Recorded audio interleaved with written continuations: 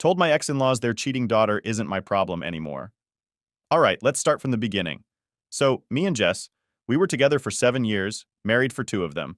We waited to have kids because we wanted to make sure we were good financially first, just trying to be responsible. Anyway, things were going fine for a while, or so I thought. After we hit that 2 year mark, we decided it was time to try for a baby. That felt like the natural next step for us.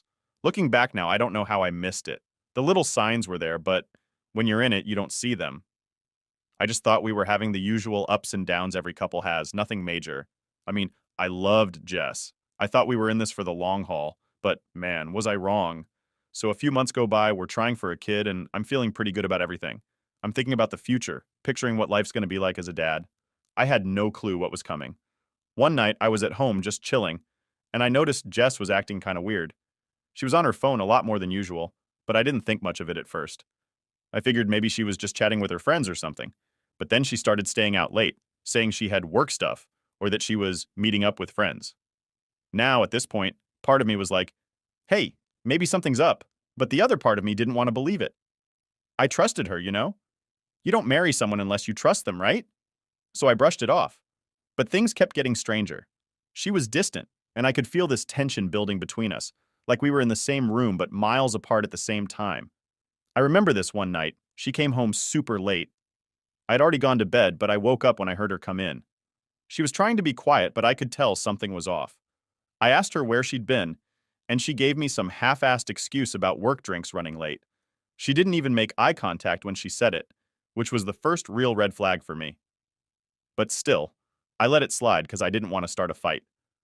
I wasn't ready to face what I was starting to suspect. Things kept spiraling after that. Jess would go out more and more, and whenever I tried to ask her about it, she'd brush me off or get defensive. I didn't want to be that guy, the paranoid husband accusing his wife of cheating, so I kept it to myself. But deep down, I think I knew what was going on. I just didn't want to admit it. I didn't want to believe that the woman I loved, the woman I was trying to start a family with, would do something like that to me. Then, one night, everything came crashing down. I was at home, Jess had said she'd be working late again, and I was just sitting there, feeling like something was really wrong. You ever get that feeling in your gut? Like you just know something bad is about to happen? That's what I had. So, I did something I never thought I'd do. I checked her phone. Now, before anyone jumps down my throat, I know it was a shitty thing to do. But at this point, I was desperate. I needed to know what the hell was going on. So, I unlocked her phone and started going through her messages. And there it was, right in front of me. All the proof I needed. She'd been texting some guy, Derek or something like that, for weeks. They'd been meeting up behind my back. And from the looks of it, things were way more than just friendly. My heart dropped. I couldn't believe it. I felt like the floor had been ripped out from under me. I didn't even know what to do. I sat there, staring at her phone, reading the messages over and over again, like maybe if I read them enough, they wouldn't be real. But they were. Jess had been cheating on me. I waited for her to get home that night. I didn't even know what I was going to say. I was just sitting there, stewing, thinking about all the lies she'd told me. When she finally walked in the door, she looked at me and knew something was up right away. I could see it in her eyes. I didn't waste any time. I just showed her the phone and asked her, "What the hell is this?" She froze. For a split second, I thought maybe she'd try to deny it, but she didn't. Instead, she started crying, like full-on sobbing, and I just stood there waiting for some kind of explanation. But all she kept saying was, "I'm sorry. I didn't mean for it to happen." Didn't mean for it to happen? That's the thing that really got me. How do you not mean to cheat on your husband? How do you just accidentally betray someone like that? I wasn't having it. I told her right then and there that I wanted a divorce. She lost it. She started begging me to forgive her, saying we could go to couples therapy, that everyone makes mistakes. But I wasn't about to sit through therapy with someone who had been sneaking around behind my back for months. I couldn't believe she had the nerve to act like this was something we could just work through. Cheating is a deal breaker for me, always has been. Once the trust is broken, there's no going back. I think what pissed me off the most was how she tried to act like this wasn't her fault. Like she was some kind of victim of circumstance. Or like I should just accept that everyone makes mistakes and move on. But I'm not that guy. I don't forgive cheating, ever. So I stuck to my decision. I told her there was no going back from this, and I was done. The next few days were a blur. I filed for divorce, and thanks to our prenup, it all went pretty quickly. Jess kept trying to get me to change my mind, though. She'd call me, show up at the house, even try to talk to my friends to get them to convince me to give her another chance. It was pathetic, honestly, but I wasn't about to let her worm her way back into my life. In the end, I'm just glad I had the prenup in place. It saved me from a lot of the financial mess that usually comes with divorce. I kept everything, my house, my savings, because she was the one who screwed up. It didn't make the situation any less painful, but at least I didn't lose everything on top of it. And that's how it all started, the end of my marriage and the beginning of the mess that followed. I didn't realize then just how much damage it would do to me emotionally, but trust me, that part's coming. 3 years later, and I'm still dealing with the fallout, but we'll get to that. All right, so fast forward to after the divorce. Like I said, I cut all contact with Jess. I wasn't interested in any kind of closure conversation or whatever. I just wanted to move on. So I changed my number, moved to a new place, and basically went full ghost mode. If I could have erased her from my memory, I would have. I wasn't even trying to hate her at this point. I just wanted to forget she ever existed. Those first few months after the divorce were rough. I mean, I wasn't out here crying myself to sleep or anything, but there was this emptiness. It's hard to explain. It's like when you've been with someone for so long, they become part of your routine, part of your life, and then suddenly they're just gone. Not that I missed Jess specifically, but I missed the idea of what I thought we had. That was the hard part to let go of, the life I thought we were building together. I remember one night I was sitting at home drinking a soda and just thinking about how everything went to shit so fast. I mean, one minute we're planning for kids, the next minute I'm signing divorce papers.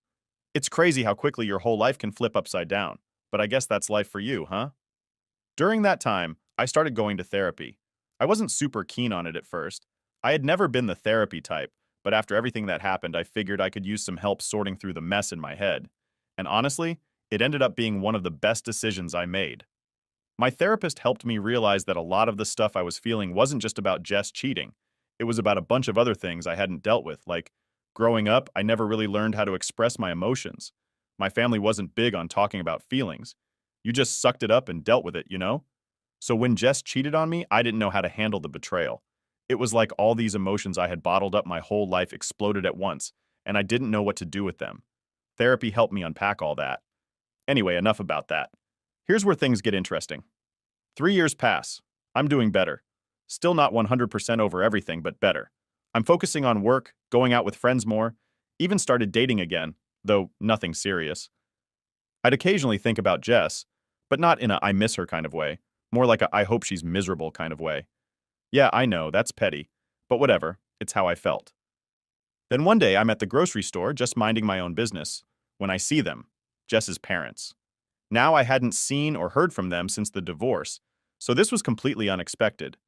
My first instinct was to just walk the other way and avoid the whole situation, but of course they saw me before I could make my escape. Jess's mom, let's call her Susan, came up to me all teary-eyed and emotional. I could already tell this was going to be some kind of guilt trip. Her dad, Tom, was with her, looking all solemn. I could feel the tension in the air before they even opened their mouths. And I was right. Susan immediately starts telling me about Jess. Apparently, Jess had been in a car accident. A bad one. She was in the hospital, in serious condition. I remember standing there, just kind of blank. Like, I didn't know what to say. What was I supposed to feel? I wasn't exactly happy to hear she was hurt, but I also wasn't about to start feeling sorry for her. Susan kept going, saying how Jess had been through so much, how she was struggling, and then, get this, she asked me to visit her in the hospital. It would mean so much to her, Susan said. Despite everything, you were such an important part of her life. I almost laughed. I couldn't believe she actually thought I'd go visit Jess after everything that happened. Like, was she serious? I looked at her and all I could say was, Jess isn't my problem anymore. I thought that was a pretty reasonable response given the circumstances. But of course, that didn't go over well. Susan's eyes got all wide and she started talking about forgiveness, about how I should let go of the past and show some compassion. Compassion? For the woman who cheated on me? Yeah, no thanks. Tom, who had been silent up until this point, finally chimed in. He was calmer than Susan, but still gave me this look, like he couldn't believe I wasn't rushing to Jess's side. He said something about how everyone makes mistakes, and that it would be good for both me and Jess to make peace. Now, this is where I might have gone a little overboard.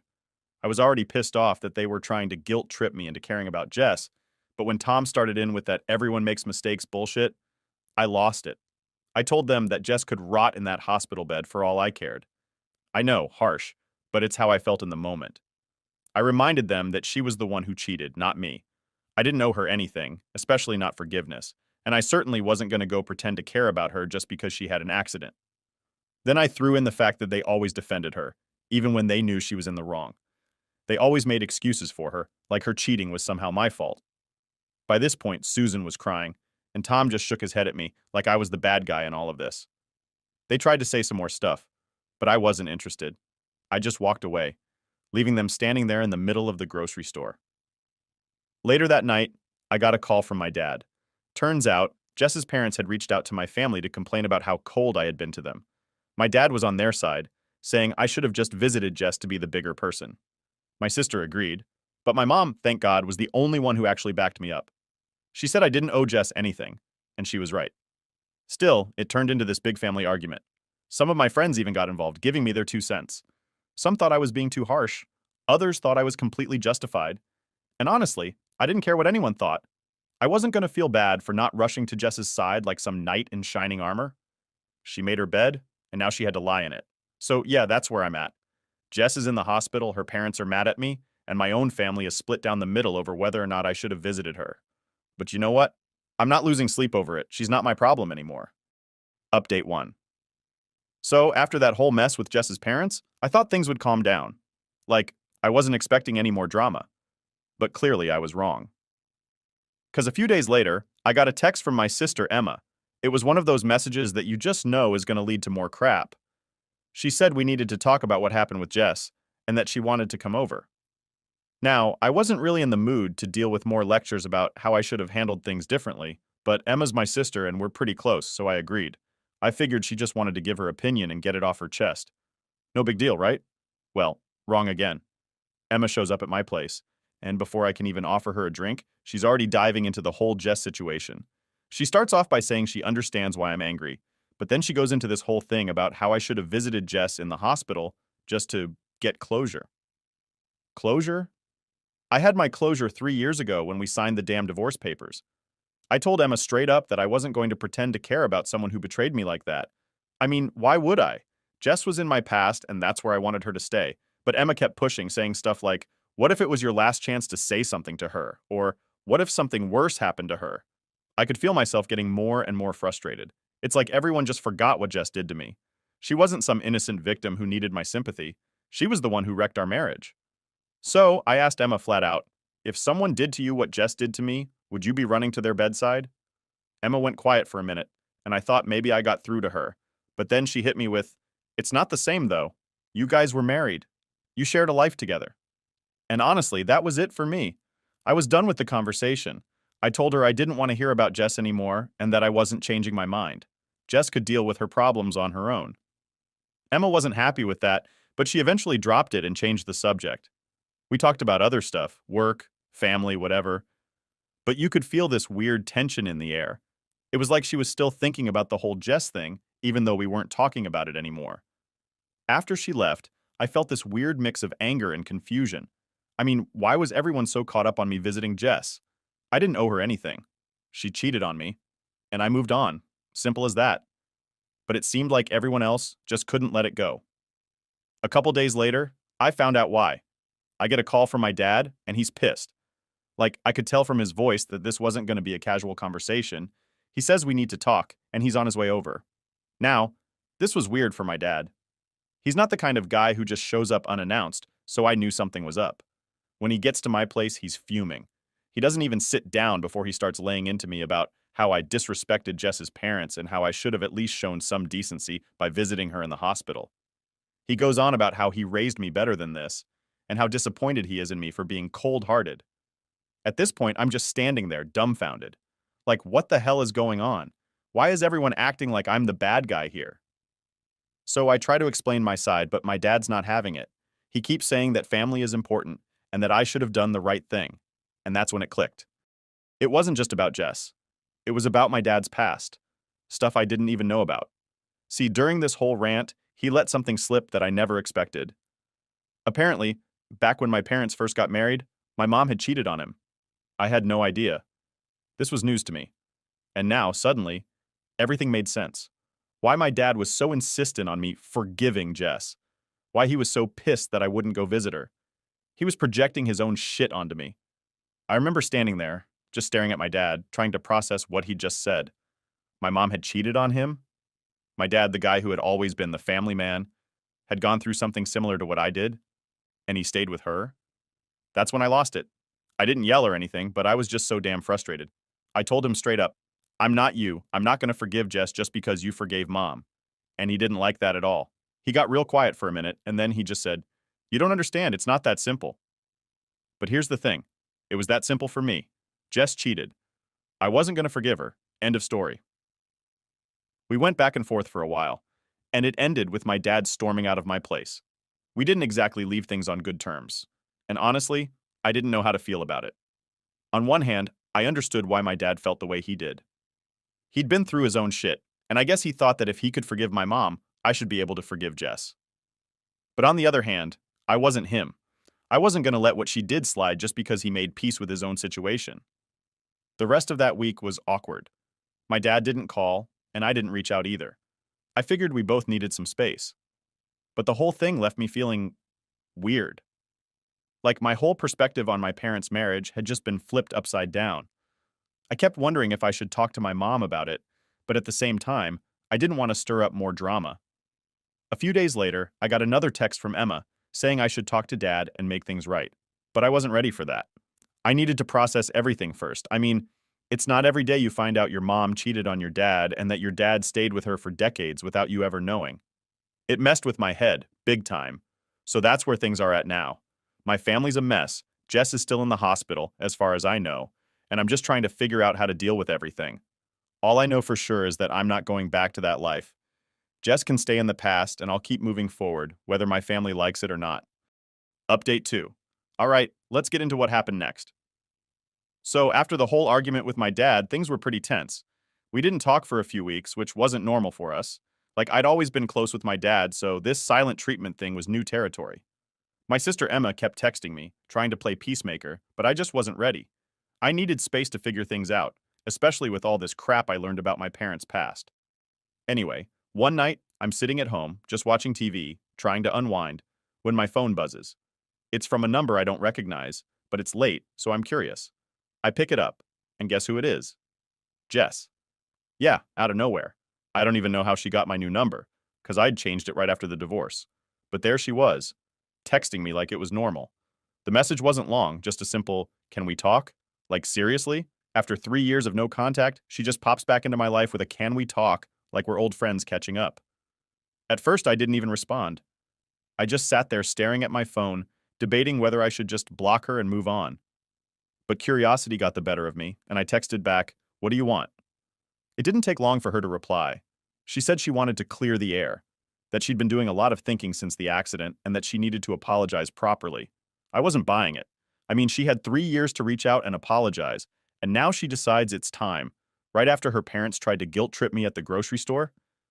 Yeah, no thanks. So I told her straight up, there's nothing to talk about. We're done. I figured that would be the end of it, but Jess wasn't letting it go. She kept texting, saying she had things she needed to explain, that she was sorry for what happened and just wanted me to hear her out. Honestly, part of me was tempted. I wanted to know what she thought she could say to make up for what she did. But at the same time, I knew nothing she said would change anything. So I didn't reply after that. I figured ignoring her was the best way to move on, but of course, that's not where this ends. The next day I get another text, but this time, it's from Emma. She tells me that Jess had reached out to her too, and that she was trying to make amends with everyone. Apparently, Jess had been going through some kind of life-changing moment after the accident, and now she wanted to fix all the things she screwed up. Emma, being Emma, thought I should give Jess a chance to explain herself. She kept saying, "What's the harm in hearing her out?" But I wasn't about to let Jess weasel her way back into my life just because she had a near-death experience. I told Emma to stay out of it, that it was between me and Jess, and that I wasn't interested in rehashing the past. Things were pretty quiet after that. A few days went by and I didn't hear from Jess again, so I figured she finally got the message. But just when I thought it was over, I got a call. This time from my mom. Now, you gotta understand, my mom doesn't usually call me unless something serious is going on. We're not the type of family that checks in with daily phone calls or anything like that. So when I saw her name pop up on my screen, I knew something was up. I answered, and right off the bat she says, We need to talk about Jess. I was already exhausted just hearing her say that. It felt like no matter how hard I tried to leave this chapter of my life behind, everyone was determined to drag me back into it. Turns out, Jess had reached out to my mom. Yeah, she went there. I guess she figured if she couldn't get through to me directly, she'd try going through my family. And in classic Jess fashion, she managed to manipulate my mom into thinking she was some sort of victim in all this. My mom started talking about how Jess had been through a lot since the accident, and how she'd changed, how she was genuinely sorry and just wanted to talk to me. I couldn't believe it. I told my mom flat out that I didn't care how much Jess had changed. It didn't change what she did to me. But my mom wouldn't drop it. She kept saying things like, people can grow, and it wouldn't hurt you to hear her side. I was getting more and more frustrated. It's like no one in my family understood how much Jess's betrayal messed me up. They all acted like it was this small thing I should just get over. But it wasn't small to me. It was my whole damn life that got turned upside down because of her. After a while, I just told my mom I didn't want to talk about Jess anymore. I wasn't going to visit her, I wasn't going to talk to her, and I wasn't going to let her back into my life. I thought that was the end of it, but my mom hit me with something that stopped me in my tracks. Jess is dying. Yeah, that's what she said. Apparently, Jess's injuries from the accident were worse than I'd realized. She was still in the hospital, and according to my mom, the doctors didn't think she had much time left. My mom said that's why Jess was so desperate to talk to me, because she wanted to make things right before it was too late. Now I don't know how to describe what I felt in that moment. It wasn't sadness, but it wasn't relief either. It was this weird mix of emotions that I wasn't ready to deal with. On one hand, part of me thought, well, that's karma, I guess. But on the other hand, it felt heavy, like this person who'd once been such a huge part of my life was about to die, and here I was, refusing to even acknowledge her existence. I didn't know what to say to my mom. I just kind of sat there, letting it sink in. My mind was racing, trying to figure out how I felt about all of it. After a long pause, I finally said, I'll think about it. And that's where I left things. I didn't make any promises, but I didn't shut it down completely either. I guess I needed some time to process everything. So now, here I am, stuck in this weird place of not knowing what to do. Do I visit Jess and give her the closure she's apparently looking for, or do I stick to my guns and keep her out of my life, even if she doesn't have much time left? I don't know, man. It's a lot to think about, and I'm still trying to wrap my head around it. Part of me feels like I'd be doing the right thing by giving her a chance to apologize, but another part of me just can't shake the anger and betrayal. I guess we'll see what happens next. Update 3. Alright, so here's what went down after that whole mess. I spent a few days just sitting with it, trying to figure out what to do. I kept thinking about what my mom said, about Jess dying and how this might be my last chance to talk to her. It was weighing on me, but not in the way you'd expect. It's not like I suddenly felt bad for her or anything, but it's hard to explain. I guess I was just stuck in my own head, going back and forth on whether I should give her that closure she was asking for. One night I couldn't sleep, so I went for a drive. It's something I do when I'm stressed, just driving aimlessly until my brain quiets down. I ended up parking in front of the hospital where Jess was staying. I didn't even plan on going there. It just kind of happened. I sat there in my car, staring at the entrance, debating whether to go in or just leave. Part of me wanted to get it over with, and another part was like, why the hell are you even here? I sat there for probably an hour, maybe more, just thinking about all the crap she put me through. Every lie, every time she went behind my back, all the begging during the divorce, trying to get me to forgive her. And now she wanted me to show up at her bedside like none of that happened? It didn't feel right. But still, there I was, in the parking lot of the hospital at 2 in the morning, thinking about walking in there and talking to her. Eventually, I said, screw it. I got out of the car and went inside. I wasn't even sure if they'd let me in, considering the time, but the nurse at the front desk was cool about it. She pointed me in the direction of Jess's room, and before I knew it, I was standing outside her door. I didn't go in right away. I stood there, staring at the door, my hand on the handle, trying to convince myself to walk through it.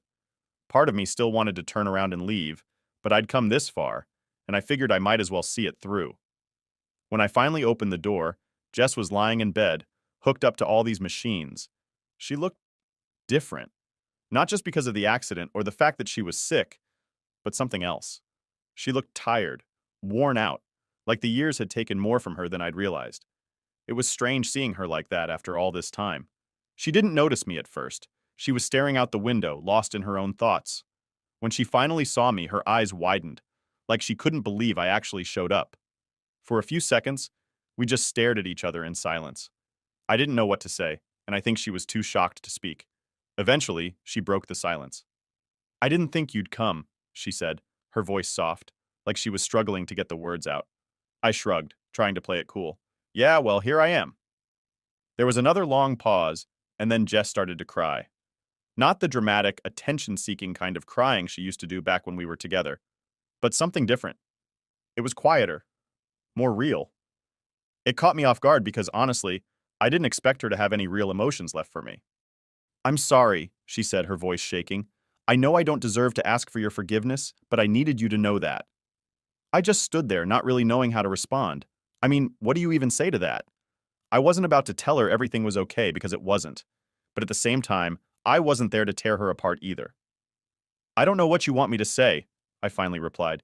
You broke my trust. You broke us. That's not something you can just apologize for and expect it to go away. Jess nodded, still crying. I know, she whispered. I know I hurt you. I was selfish and stupid, and I don't expect you to forgive me. But I'm sorry for everything. For ruining what we had, for not being the person you deserved. Hearing her say that was weird. Part of me felt like I should be angry, but I wasn't. I wasn't angry anymore. Maybe I'd been angry for so long that I just ran out of it, you know? I was still hurt, still carrying that weight around, but the rage I used to feel wasn't there anymore. I looked at her, really looked at her, and realized how much time had passed, how much we'd both changed. And in that moment, I realized something. Closure wasn't about her.